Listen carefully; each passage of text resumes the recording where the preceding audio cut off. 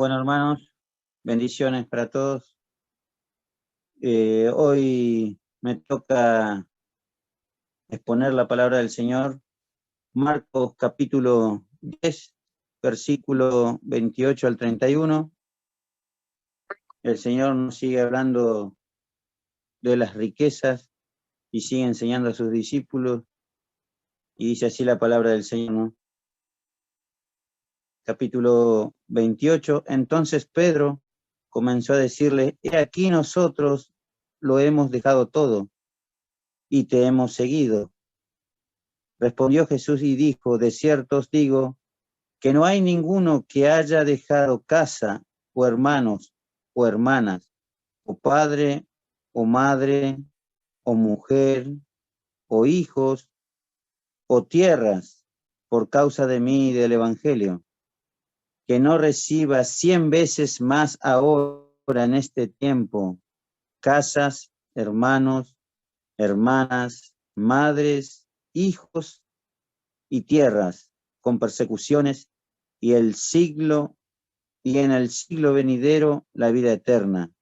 Pero muchos primeros serán postreros, y los postreros primeros. El Señor nos habla que las riquezas pueden ser un gran obstáculo y pueden impedir a los hombres que vengan a Cristo con humildad y que vengan a Cristo con ese sentido de pertenencia. ¿Se acuerdan del versículo 14 y 15 de Marcos, capítulo 10 de Marcos? Que dice: dejad a los niños venir a mí y no se lo impidáis, porque de tales es el reino de Dios. Y dice: de cierto os digo que el que no reciba el reino de Dios como un niño, no entrará en él. Con ese mismo sentido de pertenencia, con ese mismo sentido de admiración que tienen los niños, estaba enseñando a sus discípulos. Se dieron cuenta 2 veces ellos y se asombraron y le preguntaron al Señor: ¿quién podrá salvarse? En este contexto, era una señal equívoca de la bendición de Dios. Si tú eres rico es porque definitivamente el favor de Dios estaba sobre ti. Esa era la mentalidad de los apóstoles. Y el asombro que ellos tenían cuando el Señor le decía que era más fácil pasar un camello por el ojo de una aguja que el hecho que un rico pueda entrar en el reino de Dios. Entonces, ¿quién podrá salvarse, hermano? Y la respuesta de Cristo es contundente: nadie. ¿Oyeron bien? ¿Quién podrá salvarse? Nadie. Para los hombres es imposible. No podemos cambiarnos a nosotros mismos, no podemos limpiarnos de nuestros pecados, no podemos disponer nuestro propio corazón para amar a Dios, ni para amar su gloria por encima de todo. No podemos hacer esto por nosotros mismos. Eso es imposible para nosotros. Estamos encadenados a ser unos esclavos miserables, a menos que un poder superior intervenga a nuestro favor. Y eso nos lleva a la segunda enseñanza de este pasaje. La salvación solo es posible para Dios a través de la persona de Cristo. La salvación es imposible para los hombres. La salvación solo es posible para Dios. Eso es lo que nos dice en el capítulo 27 de Marcos. Miren lo que nos dice capítulo 27 de Marcos. Entonces Jesús, mirándolos, dijo: para los hombres es imposible, mas para Dios no, porque todas las cosas son posibles para Dios. Él puede transformar el corazón de los hombres. De hecho, lo hizo con los apóstoles. Y entramos en los versículos que me tocan a mi hermano. El versículo 28. Entonces Pedro comenzó a decirle, he aquí nosotros lo hemos dejado todo, te hemos seguido. Honestamente, yo no sé qué había en la mente de Pedro. Yo no sé si Pedro se estaba envaneciendo, pero cuidado, nosotros los creyentes con envanecernos, porque si nosotros nos convertimos al Señor no fue porque no fue por nuestras propias fuerzas, no porque éramos mejores que aquel amigo o aquel vecino o aquel pariente que tengamos, que le predicaron el Evangelio y no se han convertido. La salvación es por gracia y depende de Dios. Lo cierto es que los apóstoles estuvieron dispuestos a renunciar a muchas cosas para seguir a Cristo. Eso es verdad. Y Cristo les dice en el versículo 29,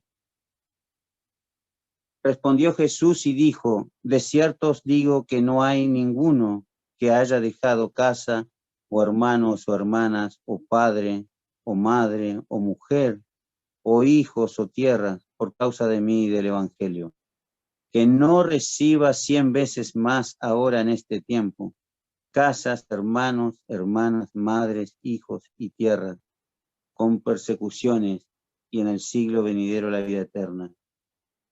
Este es uno de los textos favoritos de los evangelistas de la prosperidad.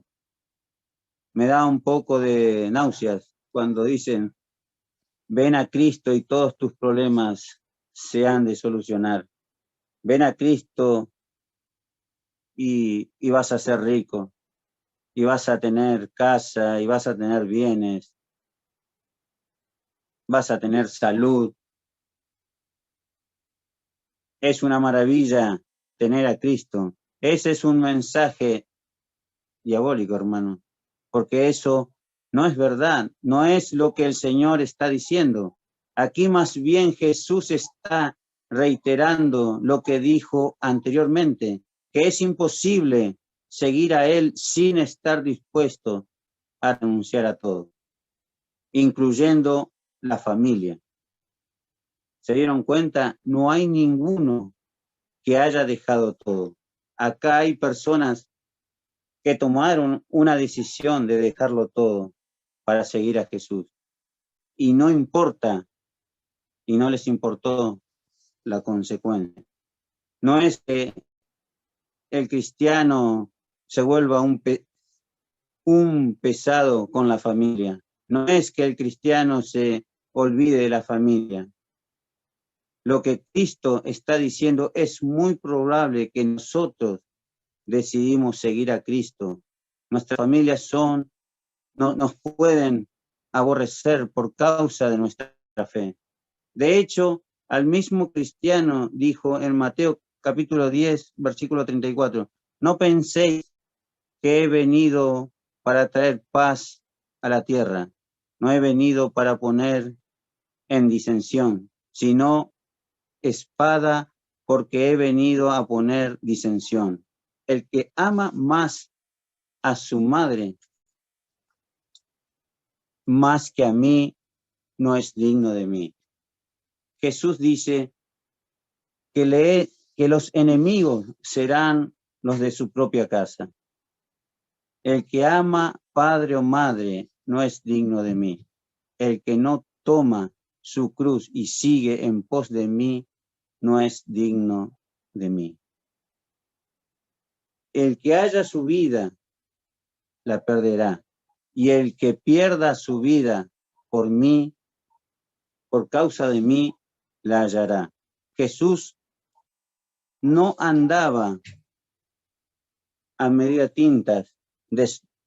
Oye bien, dijo Jesús, conmigo es todo o nada.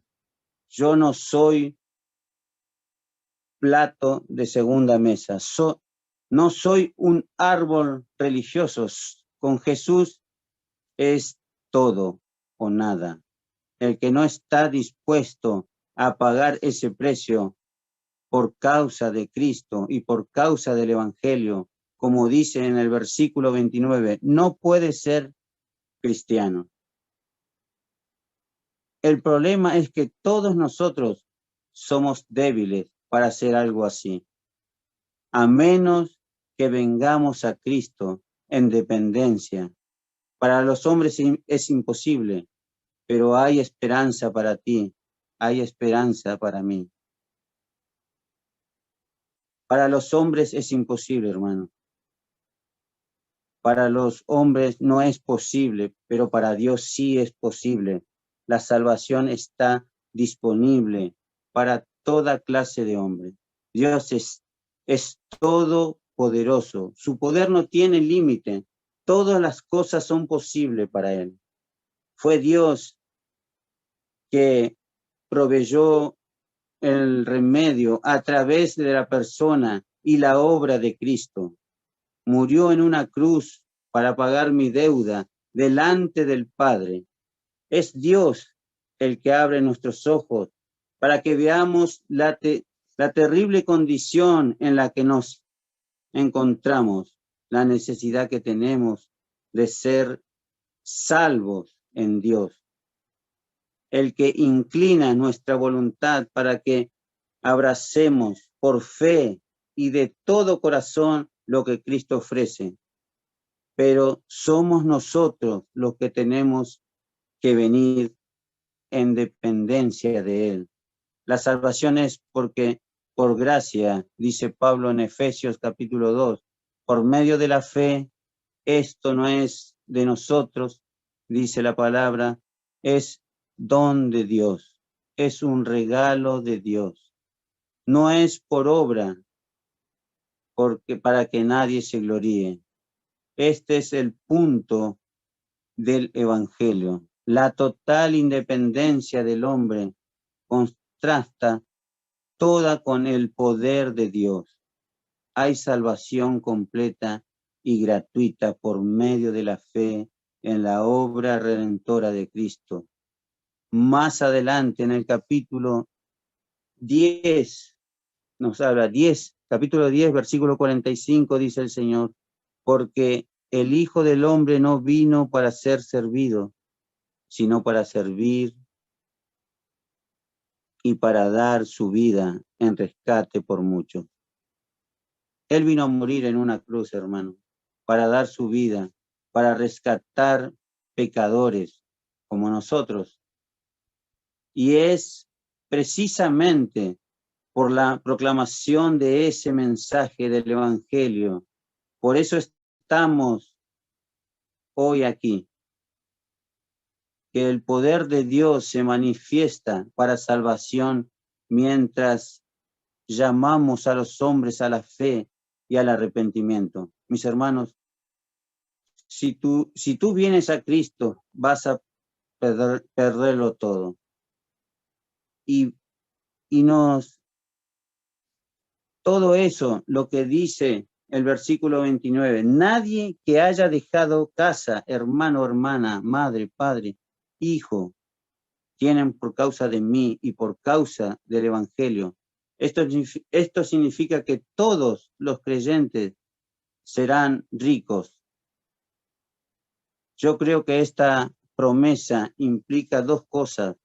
Por un lado, que todos los creyentes vienen a formar parte de una gran familia que va a suplir por mucho lo que perdamos de nuestra propia familia terrenal. Eso es lo que Cristo está diciendo. Hay una familia de la fe en el mundo entero. Pero por el otro lado, me gusta lo que dijo John Piper, cuando dice que hay algunos cristianos que por diversas circunstancias no están rodeados de muchos creyentes. Y él pone el caso particular de los misioneros. Misioneros que salen de su país, de su familia y van lejísimo a predicar el evangelio en lugares extraños. Lo que el Señor le está diciendo a esas personas que están solas en lugares, no hay casi cristianos aún. Así, si tú lo pierdes todo por causa de mí, lo que vas a obtener por el hecho de tener a mí será infinitamente más satisfactorio.